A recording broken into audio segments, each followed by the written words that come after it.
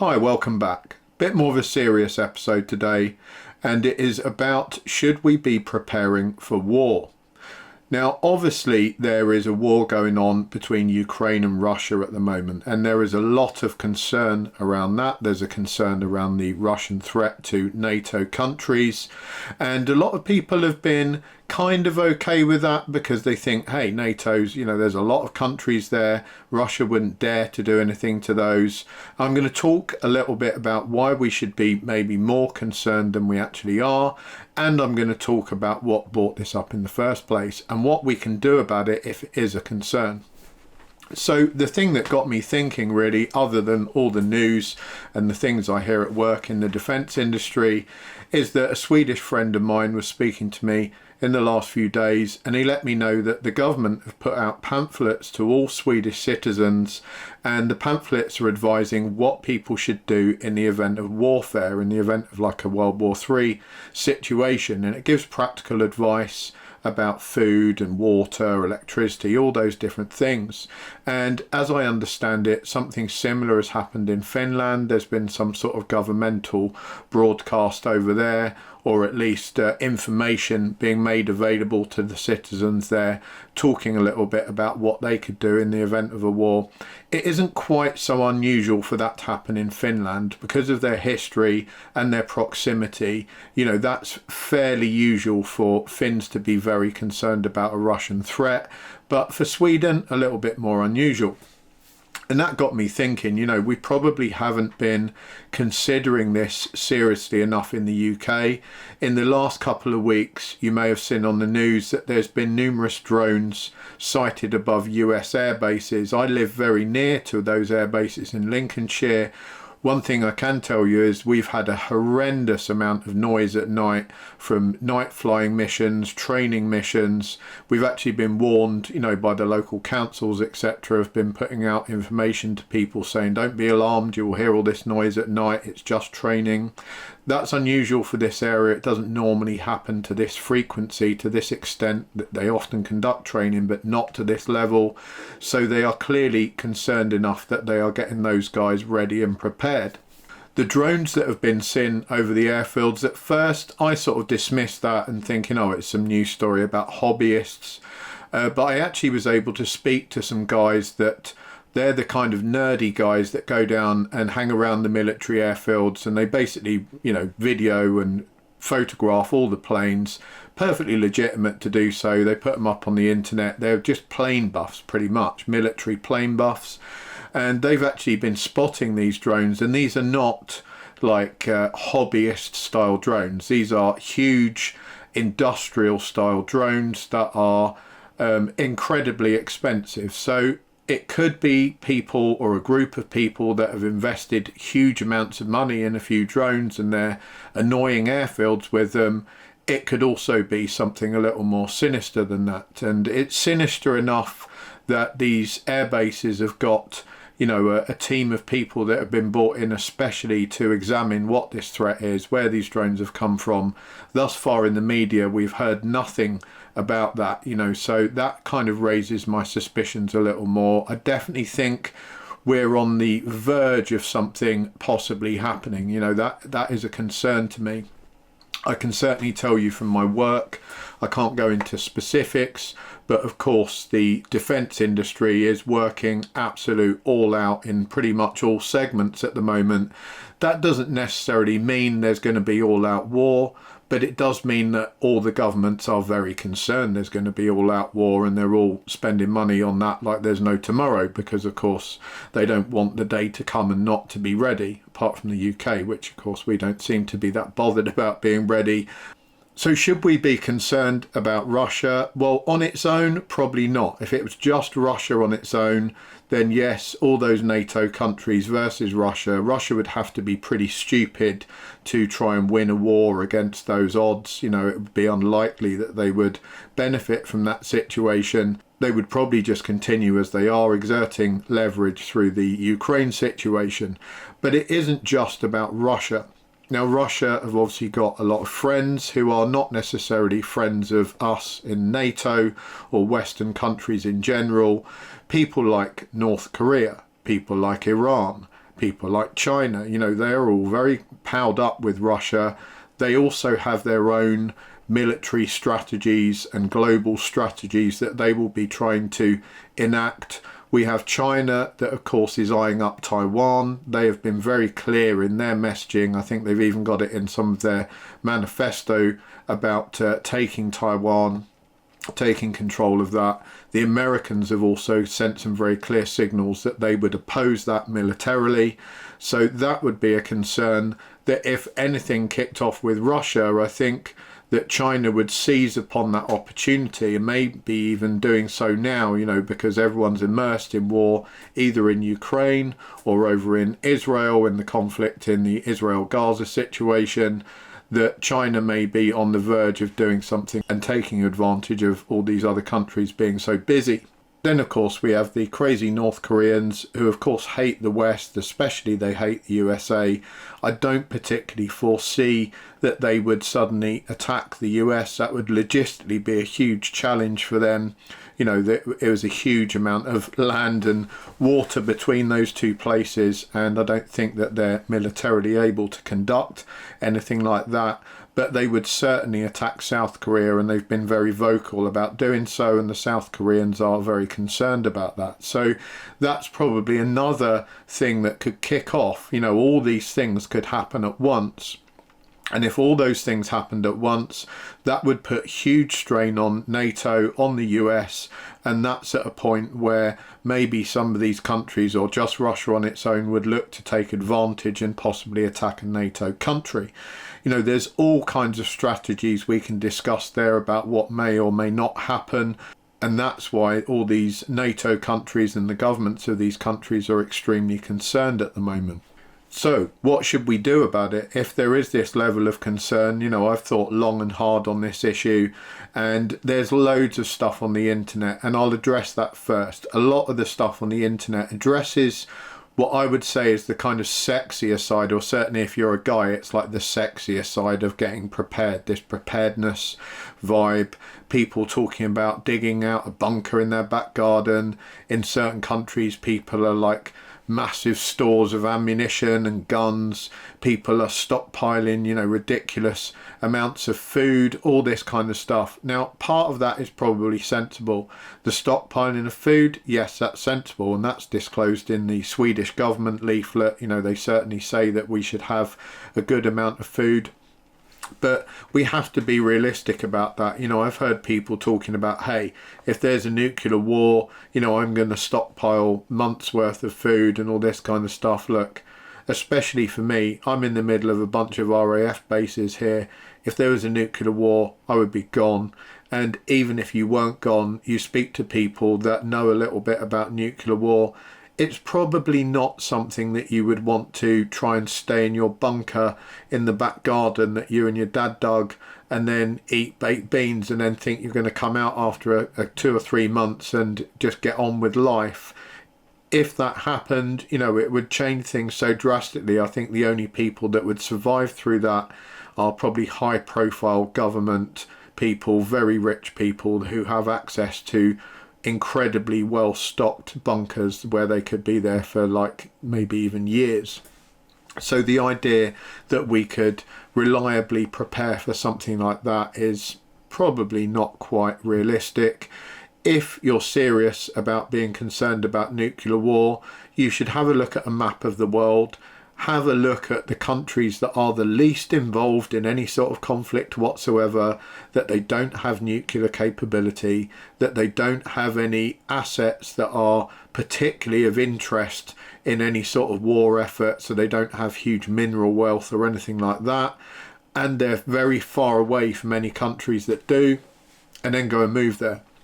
And that's obviously, if you've got enough money, that might be something that some people could do. That would be an incredibly sensible thing to do. If you're a digital nomad, if you can work anywhere in the world, now is a pretty good time to have a look around the globe and go, hey, I'm going to move to that country there because I don't think they're going to be involved in any type of war anytime soon, and they're very far away from anyone that would. Great idea. Very realistic idea as well.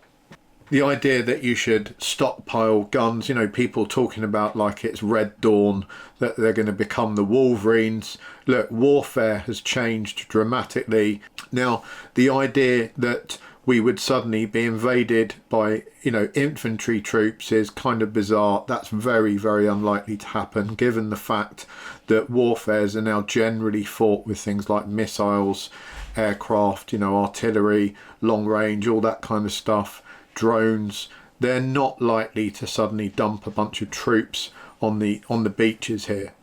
Even if we were attacked by land forces, the idea that you would get your granddad's shotgun out, or even if you had an AR or something, and do anything productive with that is frankly laughable. Even if you got mates with a bunch of dudes in the neighborhood and you practiced all month, you would be up against people in body armor, people with weaponry that's far superior to yours. They're supported by tanks, helicopters, all kinds of other stuff as well. So your Wolverine fantasy simply wouldn't happen. That's laughable. You would be actually just putting yourself in danger. It would be a suicide mission. You'd be much better off just keeping your heads down. And that's where we get to maybe the more realistic part of this discussion, is that it would be sensible to stockpile food. It would be sensible to make sure that you have a water supply if anything should happen to that. It would be sensible to prepare for lack of electricity. Having spoken to a lot of people in Ukraine, I obviously do the defence sector, and I speak to people that are involved in that conflict, and they've said one of the biggest problems they have is actually that the electricity has, they have rolling blackouts, they have these huge extended blackouts, they don't know when they're going to get the power back on, and they've had to adapt their lifestyles to be able to cope with that. Getting used to having things like torches at the ready, candles at the ready should the torches run out of charge and you don't get the electricity back on in time, having maybe power packs, having a generator as a possibility to give you some electricity. All those things take some thought. Maybe having a water filtration system. I'm actually looking at reviewing one of those. It is a USB charged version. That's why I've kind of held back on that. But I'll have a think about it. We might review a couple of different options there. It would certainly allow you to filter water for a significant period of time. And I guess you could then charge it from a larger power bank. But taking some sensible precautions like that would be a good idea. The civilians in Ukraine, their biggest threat is things like food, clean water, and electricity, keeping themselves warm. Those are the things that you really have to be sensible and think about. It's not about, becoming Rambo, blacking your face up and donning a bunch of stuff you bought from the army surplus shop and then running around loading mags into a gun. That's really not going to help anyone, and it's actually going to possibly put people in danger, because the last thing I would want in my neighbourhood would be a bunch of clueless morons living out their fancy and running around waving loaded guns around in public. They're probably likely to shoot themselves or each other before they actually did anything useful to any of the enemy troops that aren't even going to land anyway. It would also be sensible to consider that some of the things that we take for granted could very easily be switched off by other means if we truly had serious enemies that wanted to. They could have an EMP attack, which would mean that a lot of electronic stuff that we utilise would be just completely defunct. The chips would all be blown, they wouldn't work. Most of our motor vehicles wouldn't work, our computers wouldn't work. A lot of the things that we rely on in our houses that now have circuit boards wouldn't work. Things like washing machines, microwave ovens, all that stuff, especially in houses which have gone smart everything.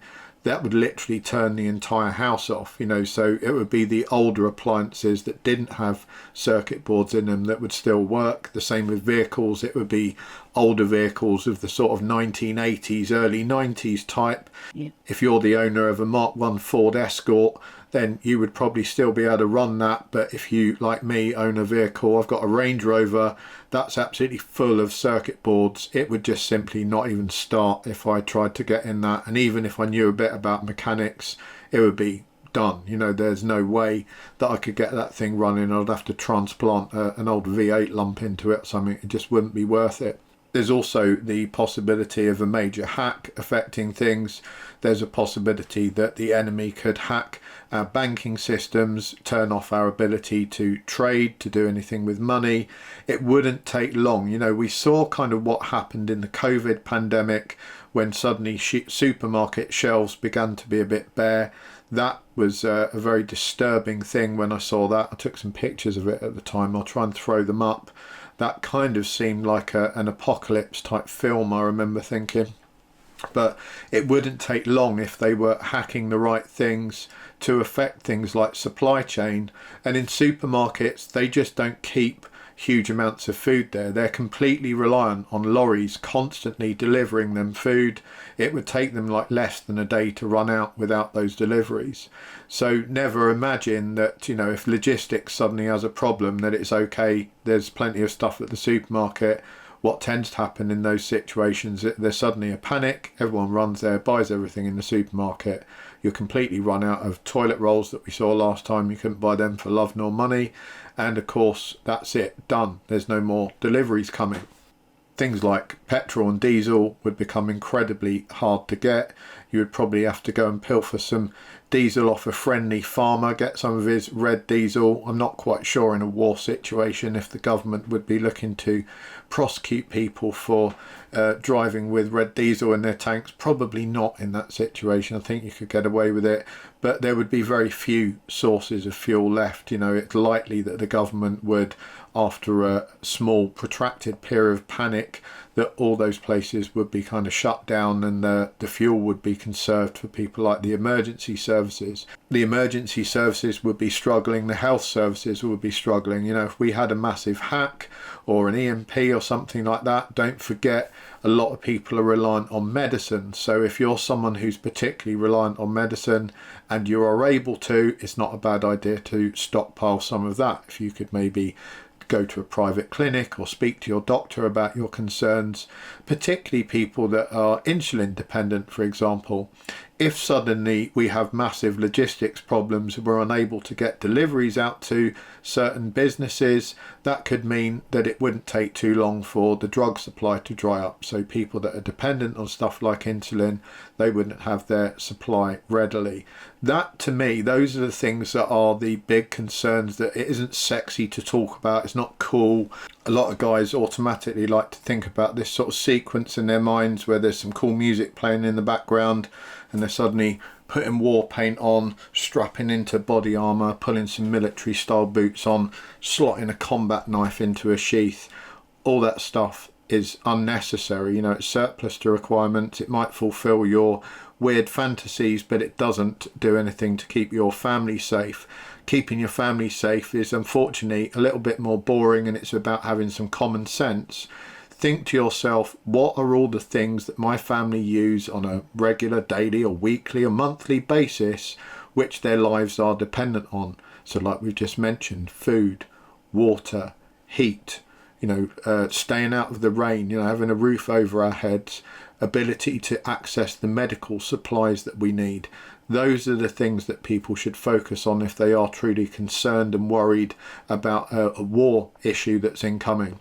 The other thing I would suggest is keep yourself fit. That's something that people should be considering to do anyway, just for general health. But if you're concerned about warfare, keeping yourself fit is really worthwhile. Not so much because I'm not talking about, again, doing this kind of cool sequence of push-ups and kicking trees halfway up a mountain because you're going to be fighting hand to hand with the enemy. It's more about there would be a likelihood that you would suddenly be physically challenged in keeping your family warm, dry, etc. You might have to do things like collect firewood, for example, and if you weigh 28 stone and you haven't done anything in the last 5 years and all you've done is sit around eating Pop-Tarts, you're probably going to be completely unsuitable for actually doing any manual work in order to keep your family safe. You might find that you are pressed into doing some work that is more manual than you would like for the war effort if it came to that. So again, you know, foresee that, get yourself fit so that you actually are able to be a positive help in that situation. Not only that, but keeping yourself fit also means you're keeping yourself healthy. So you're massively decreasing your chances of getting seriously ill. One of the things that happens in war is that diseases spread, because of course things like sewage could become an issue, bacteria in foods can become an issue. That's the time when people start to get really ill. That kills a lot of people in these situations. So becoming as fit as you possibly can and as healthy as you possibly can, so you have a nice strong immune system, is very, very useful. Now, I hear a lot of people also talking about the idea of bugging out. That's another thing I don't particularly like. It's a lot of fun for people to practice. It's a bit like a boys camping trip. They can take it a bit seriously. They disappear off on their own for 3 days with their army surplus sleeping bag and their canteen or whatever. Really cool. I'm glad that people do that as a hobby, but it is absolutely unrealistic. Why on earth you would leave, the security of a household where where everything is, you've got access to things, you've got a roof over your head, and then you're going to run off into the woods. It kind of seems cool when it's the middle of summer and it's like 15 to 20 degrees at night. It isn't raining too much, but that's not going to be the case for very long. We're in the UK. Certainly a lot of other European countries are the same. In fact, they're even worse. You're probably going to die of hypothermia or getting eaten half to death by bugs, getting bitten all over the place, getting an infection. The idea that you could survive outside living like that for protracted periods of time is frankly laughable. A lot of the guys that I've spoken to have done military exercises. All the things you think are really dangerous, they actually didn't find that dangerous. The worst thing that most of them talk about is the jungle training, and that really had to do with being stuck in an unpleasant environment without any of the normal kit they would have around them, and basically things like rashes, getting dirty, not having the proper hygiene routines, all that stuff was the things that absolutely ground them down and had a very serious impact on their health. Living outside in a sleeping bag, you get sick really quickly, you get skin problems really quickly, and if you don't have the right routines, you don't forget, in the military they've got all the logistical support, they've got 2 sets of kit, they've got all the right kit with them, they can call people in and get CASEVAC'd out if anything happens. If you're just some bug out dude or you're with your family or whatever, you can't call in a CASEVAC, you're on your own. If you get sick, you're done. And if your missus and kids are reliant on you, you've taken them out into the woods somewhere. It might seem cool at first, but if you suddenly get sick, or if one of them gets really sick, you're in big trouble. And if the infrastructure is blown, you're definitely not going to be getting help out there. You'd be much better trying to build community spirit with people that you already know in your own neighborhood, so you can all get together and support one another. That's one of the most important things anyone can do, is to maintain support and community relationships. Help people that are vulnerable, that are near you. If you've got elderly or disabled people that live near you, they will be needing help, and you can go and help them. If there's low food, for example, or there's lack of electricity, there's things that you can go and do for them, and you might find that people are willing to help you out as well if you all pull together. That's the important stuff. It's not exciting, it's not sexy, but that's the stuff that's really important. Guys, let me know what you think in the comments. It's a really interesting subject. I'm sure people have got opinions on this. There will probably be a few survivalist lunatics that write to me and say, hey, I'm going to carry on prepping anyway. I'm not saying don't prep. Do what you like, whatever turns you on. I'm just saying it's probably more of a hobby than it is a realistic strategy to deal with what would happen if war broke out in this country. Let me know if you've ever lived in a place where that's happened, if you've got relatives that that's happened to. I'd be fascinated to hear the stories. I've heard from quite a few of those people, hence why I made this video. I hope you enjoyed that. Have a great day, guys. I'll catch you all next time.